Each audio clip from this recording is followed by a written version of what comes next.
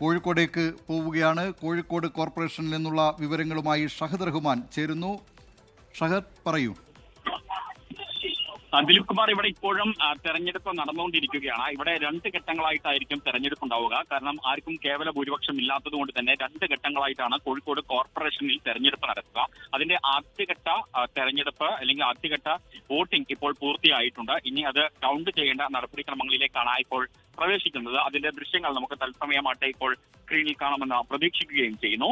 ഈ തെരഞ്ഞെടുപ്പിൽ ആർക്കാണോ വോട്ട് കുറവുള്ളത് ആ സ്ഥാനാർത്ഥിയെ അല്ലെങ്കിൽ പാർട്ടിയെ മാറ്റി നിർത്തും. പിന്നീടായിരിക്കും അടുത്ത ഘട്ട തെരഞ്ഞെടുപ്പ് ഉണ്ടാവുക. അതിനുശേഷമായിരിക്കും നിലവിൽ ആരാണ് കോഴിക്കോട് കോർപ്പറേഷൻ മേയർ എന്ന കാര്യത്തിൽ ഒരു അന്തിമ തീരുമാനം കൈക്കൊള്ളാനാവുക. ഇപ്പോൾ ഈ കൗണ്ടിംഗ് ആരംഭിച്ചിരിക്കുന്നു എന്നുള്ളതാണ് നമുക്ക് ഇപ്പോൾ ഇവിടെ നിന്ന് പറയാൻ സാധിക്കുക. കൗണ്ടിംഗ് ആരംഭിച്ചിരിക്കുന്നു. എന്തായാലും നിലവിൽ ഇപ്പോൾ എല്ലാവരും തന്നെ ഈ കോർപ്പറേഷൻ കൗണ്ടിങ്ങിലുണ്ട്. ഒപ്പം തന്നെ നിരവധി പാർട്ടിയുടെ വിവിധ പാർട്ടികളുടെ പ്രവർത്തകരൊക്കെ തന്നെ ഇതിനോടകം തന്നെ കോഴിക്കോട് കോർപ്പറേഷന്റെ പരിസരത്തേക്ക് എത്തുകയും ചെയ്തിട്ടുണ്ട്.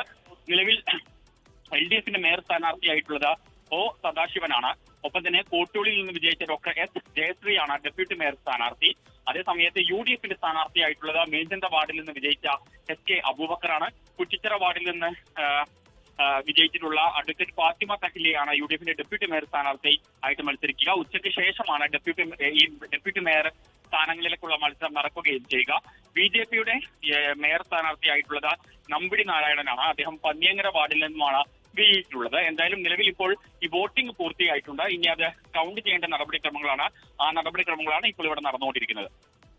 കോഴിക്കോട് നഗരസഭയുടെ പുതിയ മേയർ ആരെന്ന് അല്പസമയത്തിനകം അറിയാം. വോട്ടെണ്ണൽ നടപടികളിലേക്ക് കടന്നിരിക്കുകയാണ് ഇപ്പോൾ.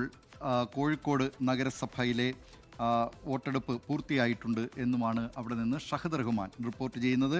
കൊല്ലത്തെ വിവിധ മുനിസിപ്പാലിറ്റികൾ, പരവൂർ മുനിസിപ്പാലിറ്റിയിൽ LDFിലെ ജയലാൽ ഉണ്ണിത്താൻ ചെയർമാനായി തെരഞ്ഞെടുക്കപ്പെട്ടിരിക്കുന്നു. മുമ്പ് വൈസ് ചെയർമാനായിരുന്നു. കൊട്ടാരക്കരയിൽ LDFിലെ അനിത ഗോപകുമാർ ചെയർപേഴ്സണായി തെരഞ്ഞെടുക്കപ്പെട്ടിരിക്കുകയാണ്. CPIMന്റെ കൊട്ടാരക്കര ഏരിയ കമ്മിറ്റി അംഗമാണ് അനിത ഗോപകുമാർ. കരുനാഗപ്പള്ളിയിൽ UDFിലെ P സോമരാജനെ ചെയർമാനായി തെരഞ്ഞെടുക്കപ്പെട്ടിരിക്കുകയാണ്.